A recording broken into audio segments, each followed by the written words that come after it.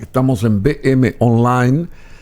Estamos ante las cámaras del canal 21 de Tigo TV y 27 Copaco IPTV.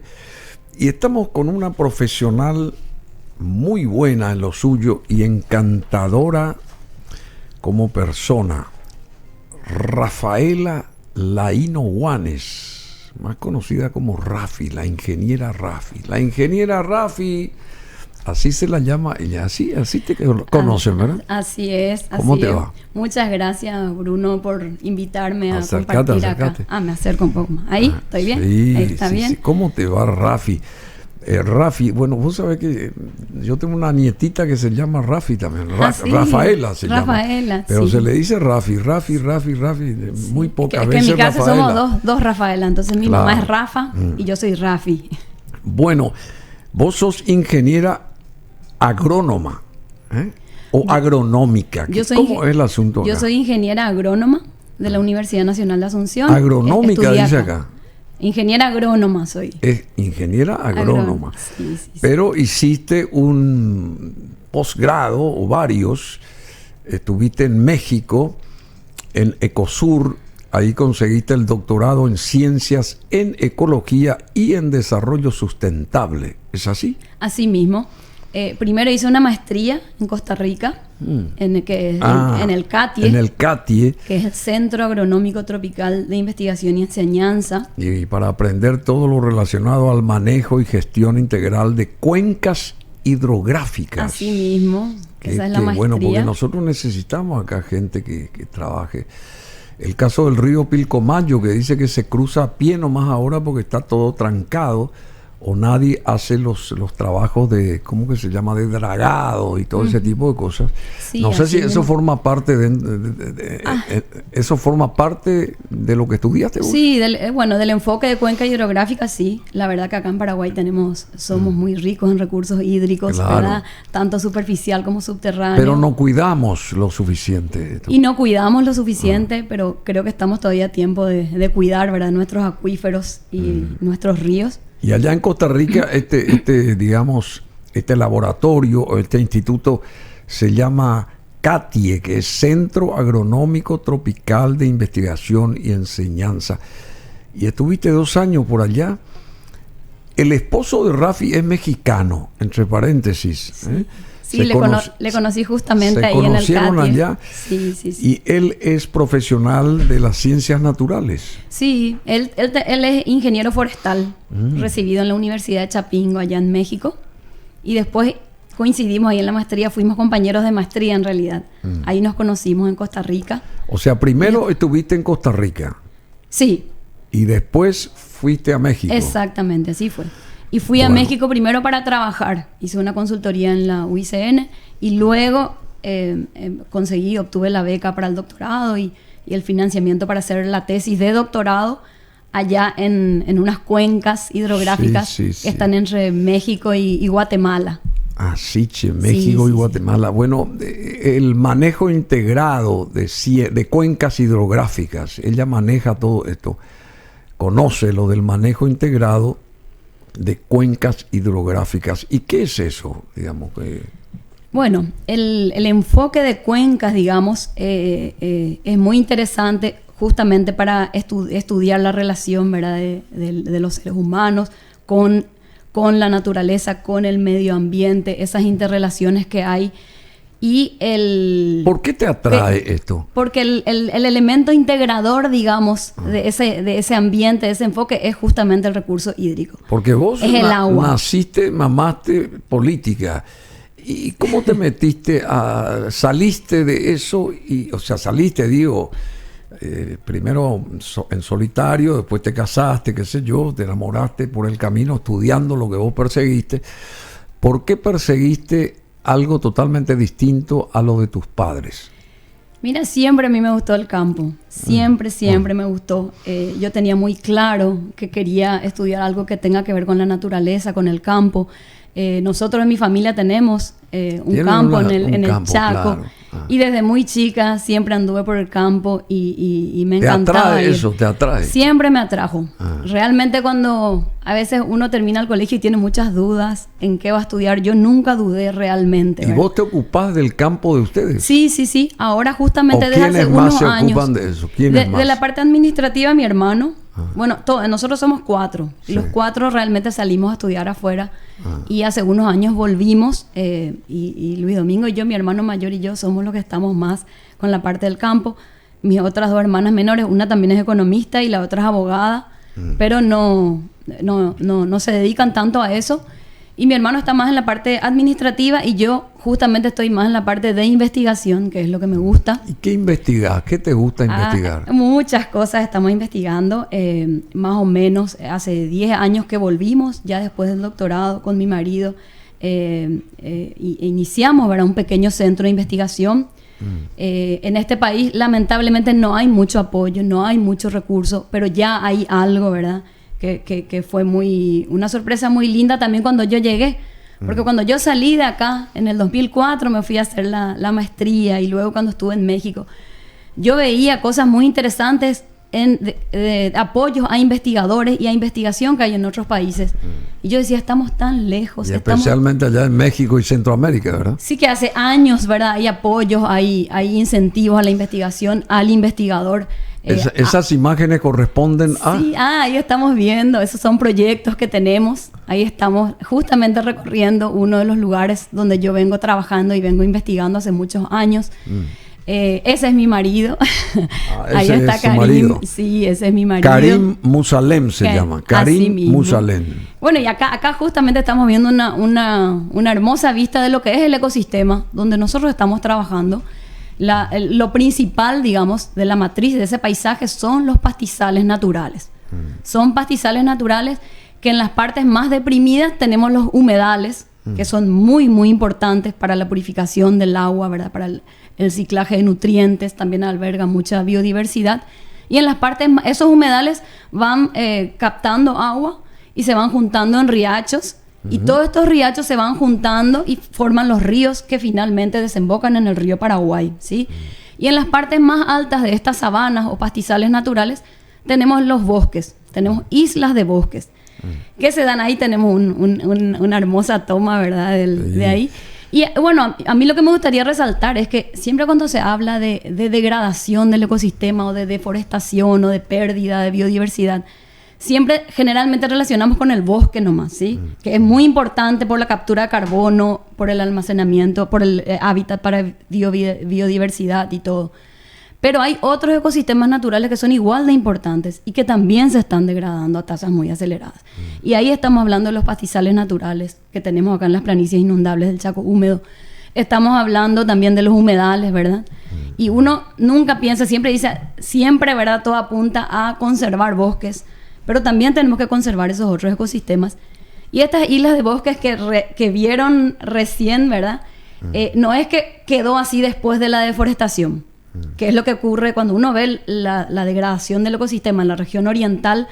Uno ve pedacitos de bosques que quedó así porque se arrasó con todo el bosque. Claro, quedaron así esos...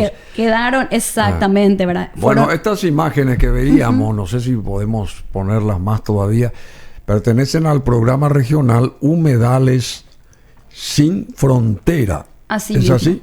Así mismo, estamos trabajando en varias redes internacionales, nacionales e internacionales. Esta justamente es un proyecto grande que se llama Humedales Sin Frontera, que es a nivel regional, y ahí también estamos trabajando con ellos. También estamos con la Fundación de Restauración de Ecosistemas, que trabajamos con investigadores de otros países, también de España. Ah, sí. Están también profesores míos que eran de México. Y bueno, y también llevamos a nuestro centro de investigación, tenemos intercambio de estudiantes. Hay varias tesis, ya alrededor de 15 tesis que se hicieron. Eso hace falta muchísimo acá en el país, ¿verdad? Generar más conocimiento, investigar. Bueno, vos tenés acá las puertas abiertas y espero que vengas en otras ocasiones y que nos nutras, así como lo estás haciendo ahora, ¿verdad? Abuelo de pájaro, pero sería interesante ir explicando detalladamente procesos que son fundamentales para esto que a vos te atrae, ¿verdad? Y que venga también tu media naranja acá sí, y que nos gusto indique sobre lo que él hace, ¿verdad? Dentro del marco de las ciencias naturales. Y bueno, y también decirte que en el Centro de Investigación somos varios investigadores, alumnos, ¿verdad? Docentes, también nos dedicamos a la docencia, yo también enseño. Sí, vos también enseñas. Enseño también, sí, enseño. Qué bueno, che. Decime, ¿ustedes tienen hijos o no? Sí, 2. Dos. Miguel Ángel de 14 años y Domingo de 11 años. Sí, che. Sí. O sea que tienen tiempo para ellos también y por supuesto para las actividades individuales de ustedes. Sí. ¿Qué pasa con el lago Upoá, por ejemplo, y todo su entorno? ¿Y qué pasa con el lago Upacaraí, que nadie soluciona su problemática? Te digo porque no sé si forma parte de lo que vos estudiaste eso, pero es lo que nos incomoda a nosotros los ciudadanos a pie, digamos de a pie, o ciudadanos rasos que somos, porque el lago Upacaraí es todo un símbolo y a mi criterio no se lo cuida debidamente, está atravesando por momentos así muy difíciles. ¿Y cómo se soluciona la problemática del lago ese? Mira, en estos dos lagos en particular yo todavía no tuve la suerte de trabajar, pero justamente este enfoque de cuenca hidrográfica yo creo que puede servir mucho para ver a nivel macro la situación, ¿verdad? Hay que entender que estos ecosistemas tienen un lugar donde nacen, ¿verdad? Otro lugar a donde corren, desembocan, ¿verdad? Y hay que entender todo ese proceso, ¿verdad? Y yo creo que son cosas muy complejas. En algunos casos, las nacientes, por ejemplo, se están secando. Y bueno, eso, por ejemplo, es lo que yo estudié en México. La cobertura forestal o la cobertura natural tiene mucho que ver también con las nacientes. Y si uno afecta y modifica esa cobertura, con el tiempo se va secando, y es lo que está pasando en varias partes del mundo. El caso del río Pilcomayo también, que recién te dije así. Sin embargo, en una cuenca hidrográfica, digamos, donde el curso principal es el agua, hay varios factores sociales, políticos, económicos, porque hay ciudades también asentadas ahí. Entonces yo creo que son varias razones. Si hay ciudades que están sobre el lago y que toman agua de ahí o subterránea y vierten su agua usada sin tratamiento, lógicamente que se está contaminando, y a lo mejor 1, 2, 3 ciudades, pero si todos empiezan a hacer eso, evidentemente se está contaminando. Entonces yo creo que son varias las acciones que se pueden hacer para recuperar el lago, ¿verdad? Viendo desde las nacientes, desde el cambio de uso de suelo que se está haciendo. A veces se hacen represas, a veces se hacen y que modifica el ecosistema, ¿verdad? Y eso empieza a afectar desde que nace, ¿verdad? Y bueno, y por el proceso también, ¿verdad? Las aguas deben ser tratadas antes de verter a los cauces, ¿verdad? Decime, también tenés un título acá, no sé, vos me corregís: uso de mandioca manihot utilísima en engorde de pollos parrilleros. Dice, Así ¿qué es es. todo esto? No, ¿me bueno, podés explicar esa eso? Esa fue mi primera o mi segunda publicación hace 20 años más o menos. Cuando yo terminé agronomía. Uso de mandioca. Sí, probé un balanceado. Yo terminé agronomía y teníamos 4 orientaciones. Y yo elegí producción animal. Para engordar los pollos a través de la mandioca, ¿es? Sustituí en el balanceado para engordar pollos. Usé parte de mandioca. En vez de se usa maíz para la parte energética. Sí. Y yo sustituí parte de ese maíz por mandioca, y en la parte proteica también harina de hoja de mandioca, para ver si era rentable, porque la mandioca es algo que tenemos acá, es algo que todo el mundo cultiva. ¿Y la resultante fue cuál? Que sí, que el balanceado en base a mandioca, o sea, mayor proporción de mandioca en vez de maíz, fue viable técnica y económicamente. Y están los resultados. Ese es un artículo científico. Qué bueno. Fue mi tesis de grado. Esa fue la primera cuando ¿Fue tu tesis? Para ser ingeniera agrónoma. Sí. Y trabajé en eso, sí. Después, bueno, fui teniendo otros intereses, ¿verdad? Pero esa fue, creo que, la primera publicación que tuve. Mi tesis, que después se publicó en una revista, que hoy día ya es una revista que está indexada. Se llama Ciencias Agrarias, que es una revista de la Universidad Nacional. ¿Acá de Paraguay? De Paraguay, sí. En la revista de la universidad. Qué bueno, pero vos hiciste muchas cosas. ¿Cuántos años afuera, en líneas genéricas, viviendo, estudiando, formándote, más o menos? Y primero estuve unos meses haciendo una pasantía en Galicia, en España. Luego 2 años haciendo la maestría en Costa Rica. Sí. Luego me casé y me fui a vivir afuera, pero por el doctor. Ahí mi marido empezó el doctorado, un doctorado en conjunto con Costa Rica y Gales. Entonces vivimos en Gales, allá en Gales, en Inglaterra, Reino Unido. en el Reino Unido. Entonces sí. vivimos, ahí todavía no teníamos hijos, vivimos en Gales y ahí volví a Costa Rica, pero no como estudiante. Bueno, y después ya tuvimos el primer bebé. Después de que ¿Nació en Costa Rica? No, vivíamos allá, pero los dos nacieron acá. Pero en los dos casos vine a tener acá porque quise que nazcan acá. Sí, porque hijo de mexicano que nace en el exterior, sí tienen la nación. Ellos son mexicanos también. Pero con Paraguay es más complicado. No es tan fácil. Entonces, bueno, aparte acá estaba la familia, ¿verdad? Uno siempre quiere. Pero con el segundo también vivíamos en México y yo vine a tenerla acá. Vino cuando yo estaba haciendo el doctorado. Entonces, después de eso, nos fuimos a México primero para trabajar en la UICN. Como consultores y después ahí yo enganché con el doctorado y estuve unos años más en Chiapas. ¿Síntesis 10 años afuera o más? Y puede ser por ahí, capaz, sumando. No, y por sumando. Eso. Y bueno, la tesis de la maestría sí vine a hacer acá. Viviste en Gran Bretaña, viviste en Costa Rica, viviste en México, viviste en Paraguay. Así mismo, sí. Y ahora ya hace 10 años estamos por acá. Y eso también nos llevó a volver. Brasil no estuvieron ahí ustedes también dentro de lo que vos conocés. En Brasil no llegamos a vivir, no, en Brasil ni Argentina. Y él como mexicano Argentina, sí, cuando era niña, que mi papá estuvo exiliado. Claro, ahí siempre lo veíamos, o en Brasil, o en la frontera, ¿verdad? Donde nos quedaba más cerca. Pero nunca llegamos a vivir. ¿Y cómo ves la política vos, desde lo que haces vos? ¿Cómo ves nuestra política? Y obviamente te hago la consulta como monotema esto. ¿Qué pasó ahí, tu visión respecto al resultado de la concertación del último 30 de abril? Y bueno, para mí... Acércate, por favor. Para mí realmente fue un resultado deprimente, ¿verdad? Para mí, yo no esperaba eso. ¿Cómo ves nuestra política en línea genérica? ¿No te atrae la política? No me atrae la política. ¿Por qué no te atrae? Porque desde que yo voto, por lo menos acá siempre son desilusiones, siempre es un bajón, ¿verdad? Después de cada elecciones, ver el país donde estamos viviendo, justamente en el área de recursos naturales, un país tan rico que tenemos tantas cosas, ¿verdad? Tan ricos en recursos naturales, en recursos hídricos, y ver lo mal que vive la gente, la pobreza, ¿verdad? Esa brecha tan grande que hay entre los pocos que tienen mucho y los muchos que tienen poco, ¿verdad? Y bueno, no entiendo por qué siguen estando ahí, se sigue votando por la misma gente, ¿verdad?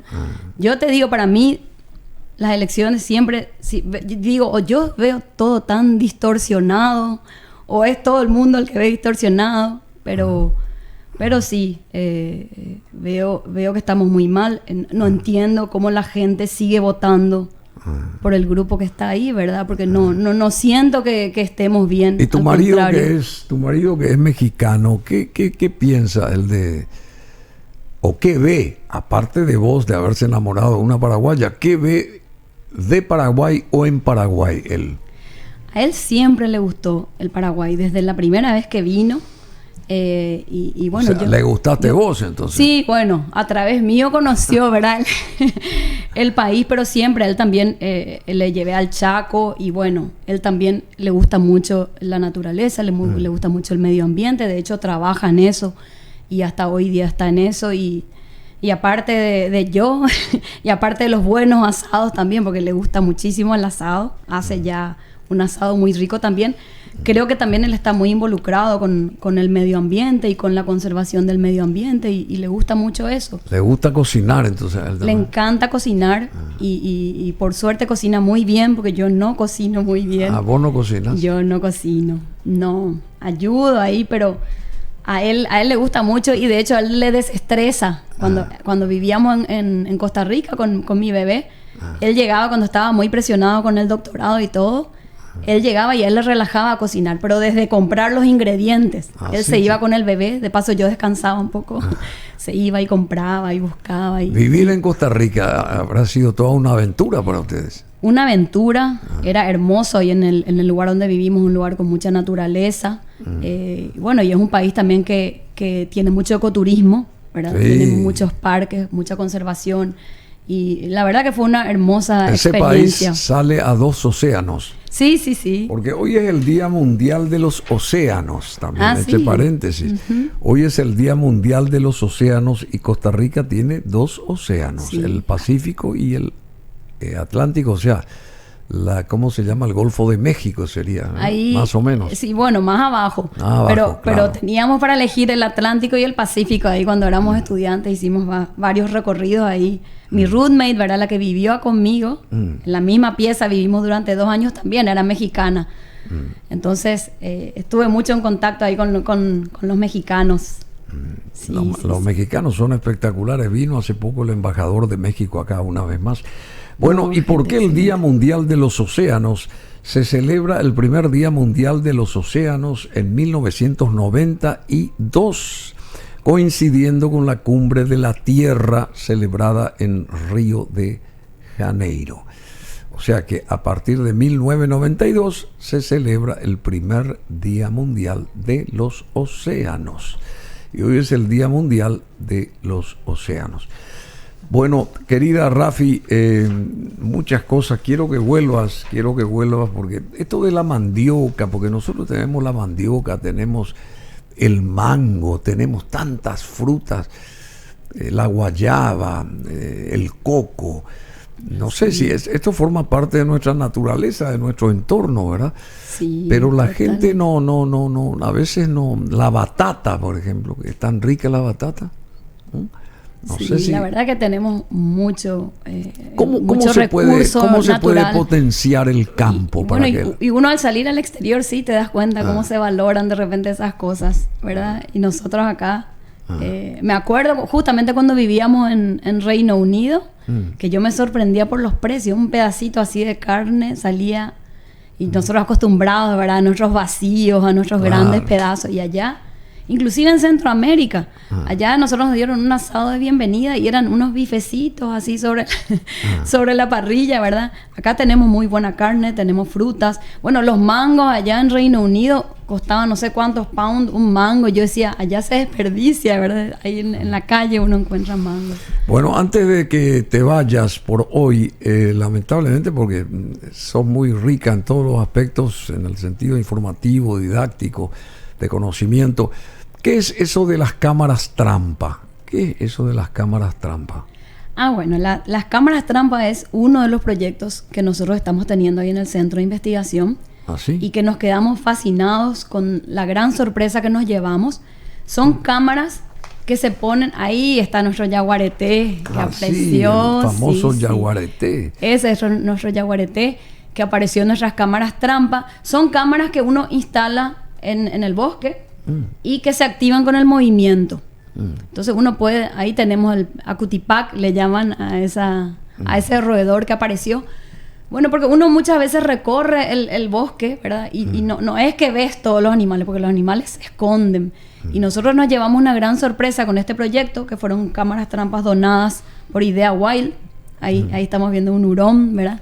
¿Cómo se llama? Hurón. Hurón. Eirá, parece que le dicen acá en guaraní. Sí, que no sabíamos ni que había en el bosque. Y cuando empezamos a hacer investigación con estas cámaras, que fue un proyecto muy interesante, que hasta ahora sigue el monitoreo, nos encontramos con muchísimas sorpresas. Primero, con especies que ni nosotros sabíamos que había ahí. También, desde el punto de vista científico, constituyen un aporte muy importante al conocimiento. Por ejemplo, en el caso de yaguareté, que veo que ahora le estamos viendo, supuestamente en esa zona ya se extinguió local. ¿Está en vía de extinción este animal o no? Está amenazado, está en categoría de amenaza, porque en gran parte de su distribución global se modificó mucho el ecosistema y ya no existe a nivel local. Y en este punto, justamente acá en el Bajo Chaco, digamos, en el Chaco húmedo, supuestamente ya no llegaba. En la literatura, en los rangos de distribución, supuestamente se extinguió este animal localmente. Y nosotros, con nuestro monitoreo de varios años, apareció, ¿verdad? Por eso escribimos un artículo científico. Está publicado en una revista internacional, indexada. O sea, estamos generando también, y eso pasó con otras especies. Ahí que vimos el roedor que les conté, por ejemplo, ahora estamos escribiendo una nota científica también, porque no hay registros de esa especie en el Chaco, del otro lado del río Paraguay. Supuestamente había solamente de este lado. Bueno, vos sos directora también del Centro de Investigación del Chaco Americano. ¿Es así? Sí. Y es en el Centro de Investigación donde estamos llevando a cabo todo esto. Vos sos la directora. La actual directora. Es un centro de investigación pequeño que empezó medio a pulmón, ¿verdad? Le damos el apoyo que podemos a los estudiantes. Vinieron algunos estudiantes de España. Vos sos docente a nivel posgrado también, impartiendo cursos nacionales e internacionales. Sí, con la Fundación Internacional de Restauración y de Ecosistemas estamos dando un diplomado que este año cumplimos 10 años justamente. Así, che. Y también enseño en algunos posgrados de acá. Y además sos aficionada a la apicultura. Sí, eso es más como hobby todavía. Yo estudié apicultura, me gusta mucho, pero soy alérgica a las abejas, entonces es un problema. Dejé unos años y ahora volví con todas las precauciones. Pero tenemos 5 cajas ahí esa es otra riqueza que nos dan. Pero para los Karim, bosques. Vos sos la miel pura, che. Y Karim se mete conmigo al apiario. Él también, él que no era apicultor, él también se pone el traje y entramos y cosechamos nuestra misma miel y estamos muy contentos con eso. Eso tienen allá aquí en la estancia. En la estancia.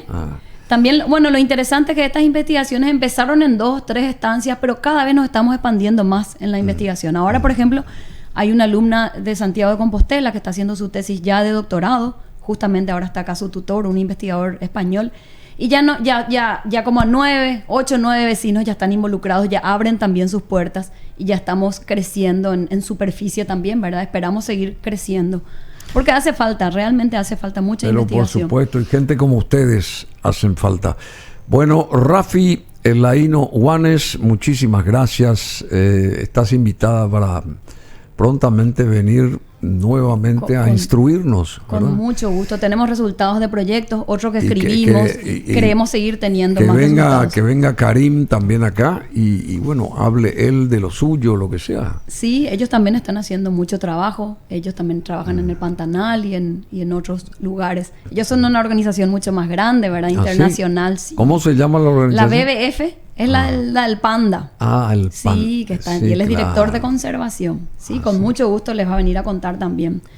Bueno, yo también tengo muchos resultados que contar y proyectos que espero que sigan saliendo. Un abrazo grande a la familia de ustedes. Muchas gracias, Bruno, por este espacio y sobre todo por interesarte en la investigación, ¿verdad? Acá en el país. Acordate que mi papá fue investigador también, fue un científico, mi padre. Rafael Masi Pallares, que publicó muchos libros, muchos libros. Y mientras vos nombrabas a estos animales, yo estaba visionando las páginas de uno de sus últimos libros publicados y bueno, donde él estudiaba un montón de especies, de esto, de lo otro, toda su vida, ¿verdad? Él también fue docente muchos años, casi 40 años en la Facultad de Agronomía y Veterinaria y también en la de Medicina. Así que crecimos con todo eso nosotros también, con la parte de los bichitos, de los parásitos, de las cuestiones, de los animales más grandes, en fin. Bueno, muchísimas gracias Rafaela Laino Juanes o Rafi Laino Juanes. Por tu presencia aquí. Saludos a toda la familia. Muchas gracias a vos, Bruno, y con mucho gusto voy a volver a seguir compartiendo lo que estamos haciendo. Y muchos éxitos. Y ella es una estrella en lo suyo y así como se dice acá, buscando el cielo plagado de estrellas, como reza el título de esta canción de Coldplay. Ahora mismo